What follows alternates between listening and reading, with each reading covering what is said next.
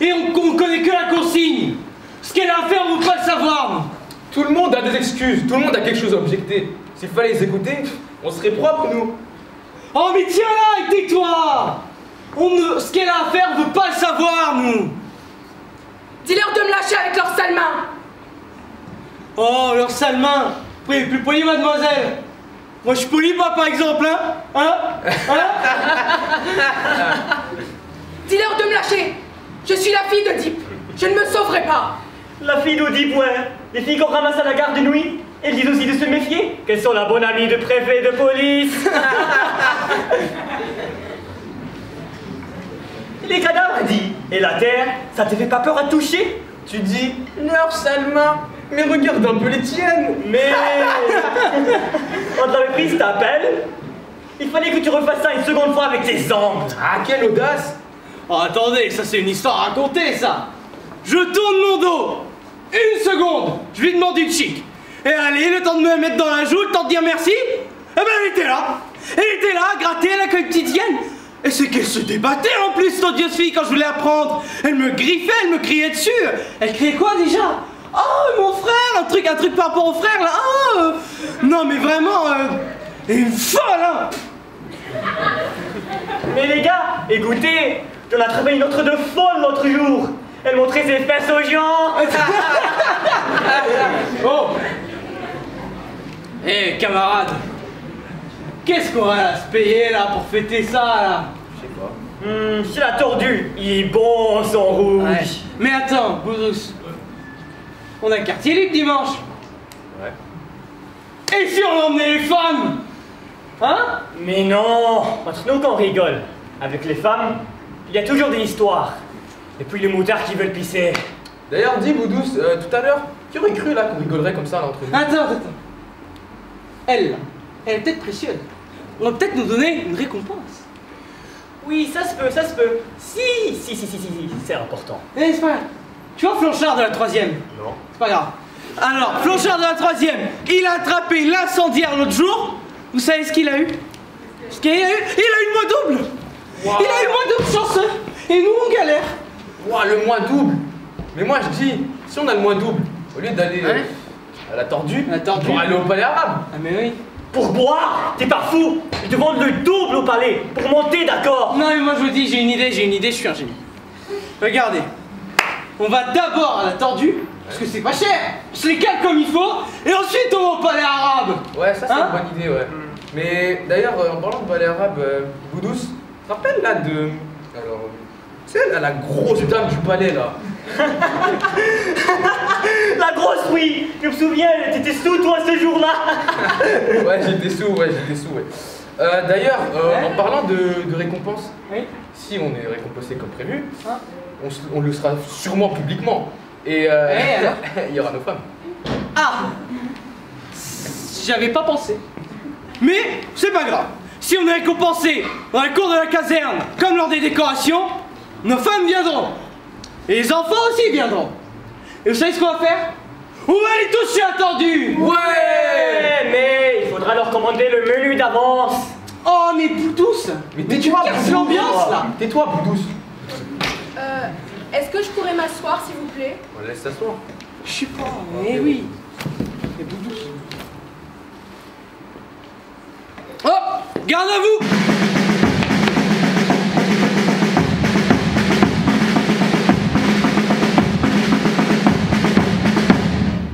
Que faites-vous? Lâchez cette jeune fille. C'est le piquet de garde, chef. On est venu avec les camarades, chef. Et qui garde le corps? On a appelé la relève chef. Je t'avais dit de ne rien dire. Je t'avais dit de la renvoyer. Ouais, mais comme on a arrêté celle-là, on a pensé qu'il fallait qu'on vienne. On n'a pas tiré au sort, chef. On a préféré venir tous les quatre, chef. On a relevé près du cadavre, chef. Près du cadavre. Que fais-tu près du cadavre de ton frère? Je te l'avais interdit. Ce qu'elle fait, chef, ce qu'elle fait, eh ben elle enterrait son frère, chef. Et elle grattait avec la terre et tout, et je l'ai vu. Sais-tu bien ce que je suis en train de dire maintenant? Il dit la vérité, chef. On avait dégagé le corps à mon retour, mais avec la chaleur et l'odeur qui commençait à monter, on a voulu se placer sur une hauteur pas loin, histoire d'être dans le vent. Du haut de la colline, chef, on s'est dit, on risque rien. Pourtant, on avait décidé entre nous trois qu'il fallait qu'un de nous la regarderait pour être plus sûr. Mais avec la chaleur, et à midi en plus, depuis que le vent était tombé, c'était comme un coup de massue, chef. Ça tremblait comme de la gélatine, chef. On n'y voyait rien. Et voilà, pour passer le temps, chef, je lui avais demandé le chic. Et allez, le temps de dire merci, etc. Elle était là. Elle était là. Voilà. Il devait bien penser qu'on ne pouvait pas ne pas la voir. Et chef, vous croyez que quand elle a vu que je lui courais après, elle s'est arrêtée? Ou elle essaie de se sauver peut-être? Non, elle était là, elle continuait à gratter comme une hyène de toutes ses forces, comme si elle ne me voyait pas arriver. Et moi, chef, quand je l'ai empoignée, elle se débattait comme une diablesse. Et elle criait, elle griffait, et elle essayait de s'enfuir, chef. C'est vrai. Oui, c'est vrai. Laissez-la moi. Sortez. Votre Altesse?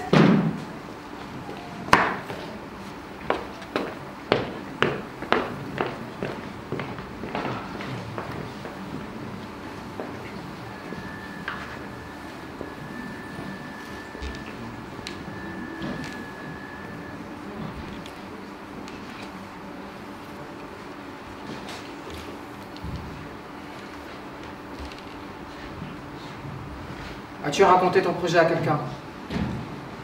Non, As-tu rencontré quelqu'un sur ta route? non, personne. Es-tu bien sûr Antigone? Oui, Alors écoute-moi. Tu vas rentrer chez toi. Dire que tu es malade. Tu n'es pas sorti depuis hier. Ta nourrice dira comme toi. Quant à moi, je vais me débarrasser de 3 gardes. pourquoi? Puisque vous savez très bien que je recommencerai. Pourquoi tu tentais d'enterrer ton frère? Je le devais. Je te l'avais interdit. Je le devais tout de même. Ceux qu'on n'enterre pas errent éternellement sans jamais trouver de refuge. Si mon frère était rentré de chasse, harassé, je lui aurais préparé à manger et lui aurais enlevé ses chaussures. Aujourd'hui, Polynice rentre à la maison, là où mon père et ma mère l'attendent. Il a le droit au repos. C'était un traître et un révolté. Tu le savais. Mais c'était mon frère! Avais-tu entendu proclamer l'édit dans les carrefours? Avais-tu lu les affiches sur les murs de Thèbes? Oui, Ah, donc tu savais le sort promis. À quel qu'il soit, qui oserait donner les honneurs funèbres. oui, je le savais. T'as peut-être cru que toi, la fille d'Édipe, la fille de l'orgueil d'Édipe, t'étais au-dessus de la loi. Non, je n'ai pas cru cela. Eh ben écoute-moi, Antigone. La loi est d'abord faite pour les filles comme toi. La fille des rois. Si j'avais été une servante et j'avais entendu proclamer l'édit, j'aurais essuyé l'eau grasse sur mon tablier. Et je serais sortie pour enterrer mon frère. Ce n'est pas vrai. Si t'avais été une servante, tu ne douteras pas que tu allais mourir. Tu pleuras ton frère chez toi toute seule. Sauf que t'as cru que toi, de race royale, ma nièce est la fiancée de mon fils, que quoi qu'il arrive, je ne devrais pas mourir. Vous vous trompez. J'étais certaine que vous me feriez mourir. L'orgueil d'Édipe, tu es l'orgueil d'Édipe. Je te ferai mourir. Vous êtes odieux! Oui, c'est le métier qu'il veut. Ce qu'on peut discuter, c'est s'il faut le faire ou ne pas le faire. Mais si on le fait comme ça. Alors, pourquoi le faites-vous? Puisqu'un jour, je suis réveillé, roi de Thèbes. Et Dieu sait si j'aimais rien plus que d'être puissant.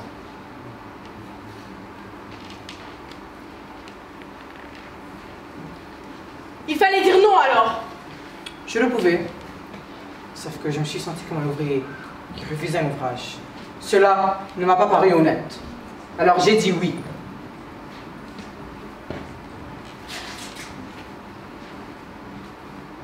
Eh bien, tant pis pour vous. Moi, je n'ai pas dit oui. Qu'est-ce que vous voulez que cela me fasse à moi? Vos politiques, vos nécessités, vos pauvres histoires. Moi, je peux dire non à tout ce que je ne souhaiterais pas faire. Mais pas vous. Avec vos gardes, avec votre couronne, avec vos attirails, vous pouvez seulement me faire mourir. Parce que vous avez dit oui.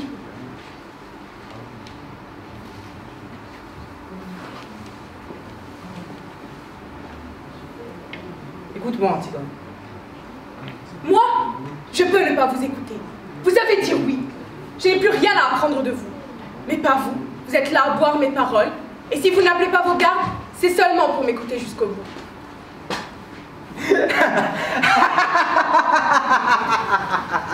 Ah, tu m'amuses, Antigone. Non, je vous fais peur. C'est pour cela que vous essayez de me sauver. Ne serait-ce pas plus commode de garder une petite Antigone vivante et muette dans ce palais? Vous êtes trop sensible pour faire un bon tyran, voilà tout. Mais vous allez tout de même me faire mourir tout à l'heure. C'est pour cela que vous avez peur. C'est laid, un homme qui a peur. Eh ben oui, j'ai peur. J'ai peur de te faire tuer si tu t'obstines. Mais je ne le voudrais pas. Vous n'auriez pas voulu non plus peut-être refuser une tombe à mon frère? Dites-le donc que vous ne l'auriez Je pas. te l'ai déjà dit. Et vous l'avez fait tout de même. Et maintenant, vous allez me tuer. Et c'est cela être roi. Oui, c'est cela. Pauvre Créon. Avec mes ongles cassés, et les bleus que tes gardes m'ont fait au bras, et la peur qui me tord le ventre, moi, je suis reine.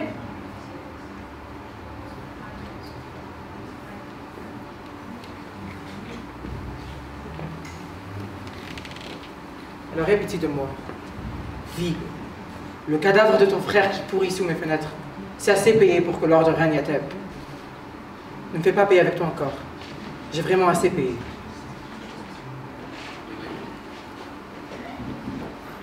Nous sommes de ceux qui vivent jusqu'à ce qu'il ne reste plus que la plus petite chance d'espoir vivante. La plus petite chance d'espoir à étrangler. Nous sommes de ceux qui lui sautent dessus quand ils le rencontrent. Votre espoir, votre cher espoir, votre sale espoir. Tais-toi! Je te voyais en train de crier ces mots. Tu es laide. Oui, je suis laide. Nous sommes tous laids. On a tous quelque chose de laid au coin de l'œil ou de la bouche. Tu l'as bien dit, Créon. La cuisine. Vous avez des têtes de cuisinier. Je t'ordonne de te taire maintenant. Tu m'entends? Tu m'ordonnes? Cuisinier? Tu crois que tu peux m'ordonner quelque chose? Où vas-tu? Reviens ici. Antigone! Garde, rattrapez-la!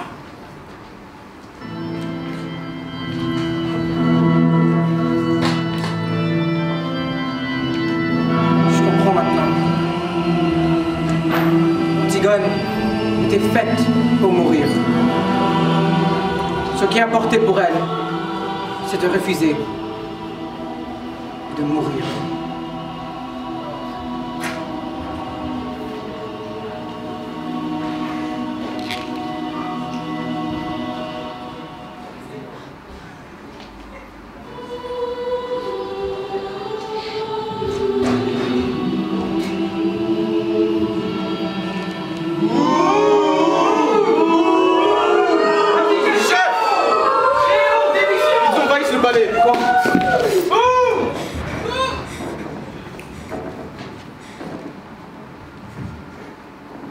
Créon. Je ne veux plus voir leur visage. Je ne veux plus entendre leurs cris. Je ne veux plus voir personne. Tu as ma mort maintenant. C'est assez. Fais que je ne vois plus personne jusqu'à ce que ça soit fini. Garde! Avec moi. Toi, reste avec elle.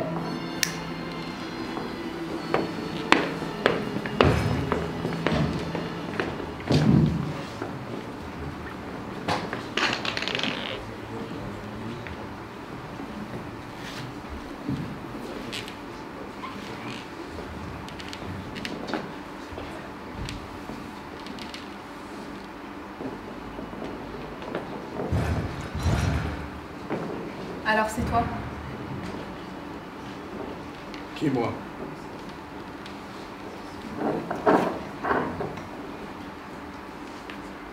Mon dernier visage d'homme. Faut y croire.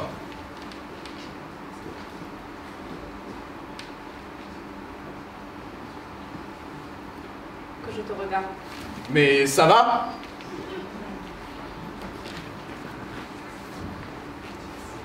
C'est toi qui m'as arrêté tout à l'heure. Oui, c'est moi. Tu m'as fait mal. Tu n'avais pas besoin de me faire mal. Est-ce que j'avais l'air de vouloir me sauver? Allez, allez, si c'était pas vous, ça aurait été moi qui allais.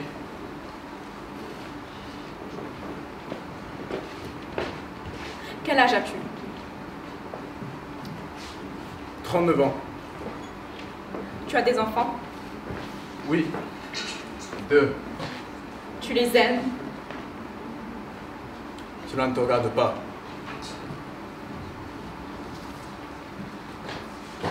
Il y a longtemps que vous êtes garde? Oui. Après la guerre, j'ai engagé. J'étais sergent. Il faut être sergent pour être garde? En principe, oui. Sergent ou avoir suivi le peloton spécial. En effet, une fois devenu garde, le sergent perd son grade. Un exemple, je rencontre une recrue de l'armée, elle ne peut pas me saluer. Ah oui? Bah oui. Remarquez que généralement, elle le fait. Le garde sait que le soldat est un gradé. Question solde. On a le solde ordinaire du garde, comme celui du peloton spécial, et pendant 6 mois, à titre de gratification, un rappel de supplément de la solde de sergent. Seulement comme garde, on a d'autres avantages. Logement, chauffage, allocation. Finalement, le garde marié avec 2 enfants arrive aussi à faire plus que le sergent de l'active. Ah oui? Ah oui? C'est ce que vous explique la rivalité entre le garde et le sergent. Leur grand argument, c'est l'avancement. D'une manière, c'est correct. L'avancement du garde est plus lent et plus difficile que dans l'armée. Mais il ne faut pas oublier qu'un brigadier des gardes, c'est autre chose qu'un sergent-chef. Écoute, Oui? je vais mourir tout à l'heure.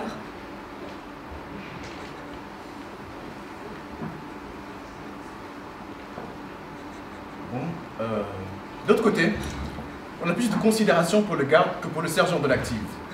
Le garde est un gradé, mais c'est presque un fonctionnaire. Tu crois qu'on a mal pour mourir? Je peux pas vous le dire. Pendant la guerre, ceux qui étaient touchés au ventre, ils avaient mal. Moi, je n'ai jamais été touché. Et d'une manière, ça va nuit pour l'avancement. Comment vont-ils me faire mourir? J'ai cru entendu dire que pour ne pas souiller la ville de votre sang, ils allaient vous murer dans un trou. Vivante? Bah oui, d'abord. Oh! Oh, tombeau! Oh, lit nuptial!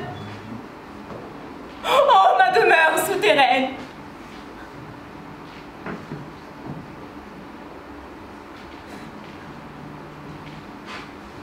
Toute seule. Eh bien oui. Aux cavernes de Hadès, aux portes de la ville. Une drôle de corvée encore pour ceux qui sont de faction. Il paraît que c'est encore la garde qui sera de faction. Elle abandonne la garde. Estimez après qu'il existe une jalousie entre les gardes et les sergents de l'active. De bête. Quoi de bête? De bêtes se serrent l'une contre l'autre pour se faire chaud. Je suis toute seule. Si vous avez besoin de quelque chose, c'est différent. Je peux appeler. Non. Je voudrais seulement que tu remettes une lettre à quelqu'un quand je serai morte. Comment ça, une lettre? Une lettre que j'écrirai. Ah ça non, ah pas d'histoire, comme vous y allez-vous? Une lettre? Je dois les gros moi, ce petit-là. Je te donnerai cet anneau-là si tu acceptes.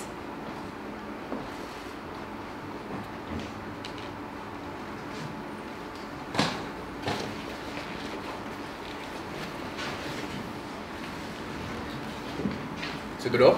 Oui, c'est de l'or. Vous savez, si on m'en fout de moi, c'est le conseil de guerre. Ce que je peux faire, si vous voulez, c'est écrire sur mon carnet puis arracher la page. De mon écriture, ce n'est plus le même. Ton écriture. Non, c'est trop laid, tout est trop laid. Vous savez, si vous voulez pas, je peux vous rendre la bague. Si. Garde la bague et écris. Mais fais vite, j'ai peur que nous n'ayons plus le temps. Écris.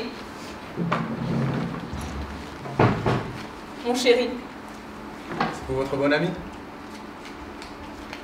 mon chéri, j'ai voulu mourir et tu ne vas peut-être plus m'aimer. Mon chéri, j'ai voulu mourir et tu ne vas peut-être plus m'aimer. Et Crayon avait raison. C'est terrible maintenant à côté de cet homme. Je ne sais plus pourquoi je meurs. J'ai peur. Crayon avait raison. C'est terrible. Oh, Aimon, notre petit garçon. Je le comprends seulement maintenant combien c'était simple de vivre. Hé, calmez-vous. Comment voulez-vous que j'écrive? Il faut le temps tout de même. Où en étais-tu? C'est terrible maintenant à côté de cet homme. Je ne sais plus pourquoi je meurs. Je ne sais plus pourquoi je meurs. Je ne sais jamais pourquoi on meurt. J'ai peur.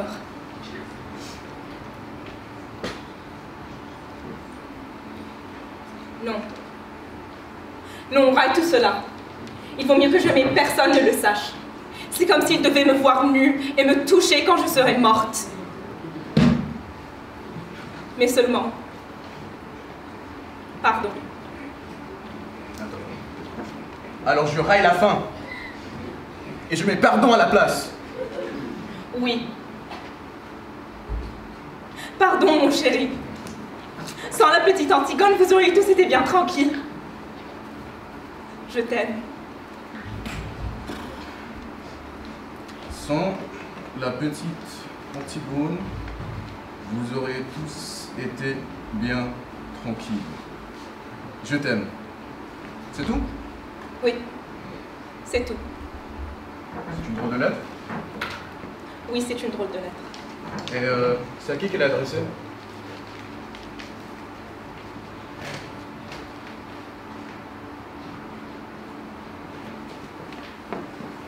Bravo! Il est temps d'y aller, mademoiselle.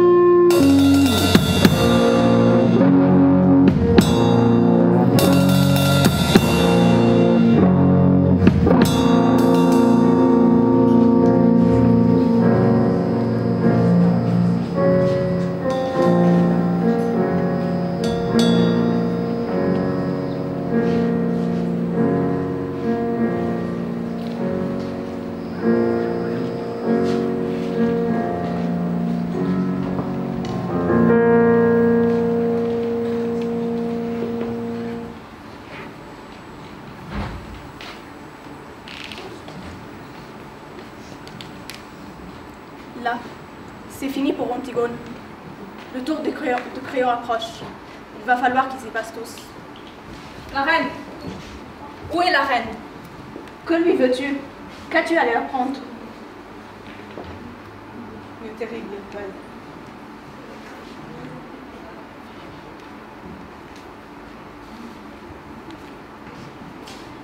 On venait de jeter Antigone dans son trou.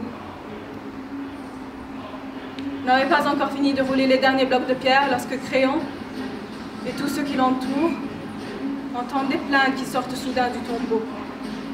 Chacun se tait et écoute, car ce n'est pas la voix d'Antigone. C'est une plainte nouvelle qui sort des profondeurs du trou. Tous regardent Créon et lui qui a deviné le premier, lui qui sait déjà avant tout le monde. Hurle soudain comme un fou, enlevez les pierres! Enlevez les pierres! C'était son fils Aimon, enterré vivant? Oui. Les esclaves se jettent sur les blocs entassés épargneux. Le roi, suant, dont les mains saignent. Les pierres bougent enfin et le plus mince se glisse dans l'ouverture. Antigone est au fond de son trou, pendu au fil de sa ceinture. Des fils bleus, des fils rouges, des fils verts qui lui font comme un collier d'enfant. Aimon, à genoux, qui la tient dans ses bras et gémit, le visage enfoui dans sa robe. Créon peut enfin descendre. On voit ses cheveux blancs dans l'ombre au fond du trou. Il essaye de relever Aimon, il le supplie. Aimon ne l'entendait pas? Puis tout à coup, Aimon se dresse, les yeux noirs. Il n'a jamais tant ressemblé au petit garçon d'autrefois. Regarde son père sans rien dire. 1 minute. Puis tout à coup, il lui crache au visage et tire son épée. Créon a bondi hors de portée. Alors Aimon le regarde, ses yeux d'enfant lourds de mépris. Et Créon ne peut plus éviter ce regard comme la lame. Alors Aimon regarde ce vieil homme tremblant à l'autre bout de la caverne, et sans rien dire, il se plonge l'épée dans le ventre et il s'étend contre Antigone, l'embrassant dans une immense plaque rouge. Ils sont tous finis. Pas toi, Créon. Il te reste encore quelque chose à apprendre. Eurydice, la reine, ta femme, une bonne femme parlant toujours de son jardin, de ses confitures, de ses tricots, de ses éternels tricots pour les pauvres. C'est drôle quand les pauvres ont éternellement besoin de tricot. On dirait qu'ils n'ont besoin que de tricot. Es-tu tout seul maintenant, Créon? Tout seul, oui.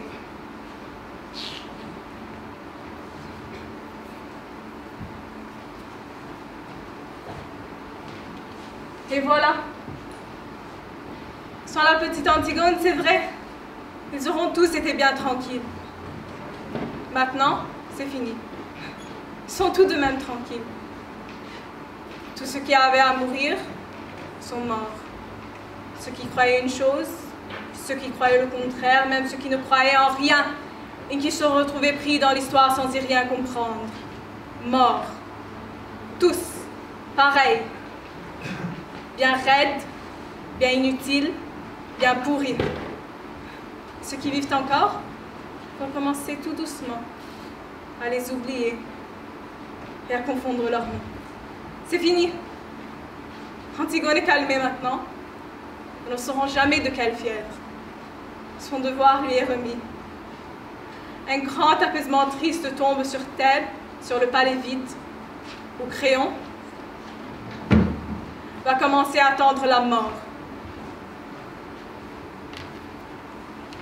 Il ne reste plus que les gardes. Eux, tout ça, cela leur est égal. Ce n'est pas leurs oignons. Ils continuent à jouer aux cartes.